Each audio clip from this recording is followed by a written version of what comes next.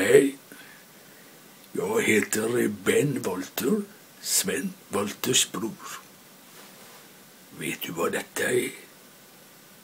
Detta är något som återspeglar samhällsklimatet. En bettskena.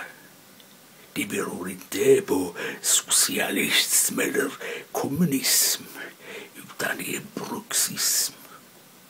Samhällsklimatet får hela tuggapparaturen att kollapsa, men det finns hjälp att få.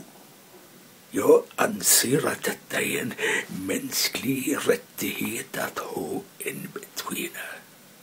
Tala med din tandläkare. Han kontaktar oss. Paulssons tandtekniska labb i Göteborg.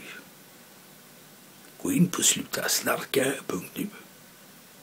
Jag har sprungit på labbet här sen en liten parvel och jag vet vad jag pratar om. Om det blir bra. Klart att det blir bra.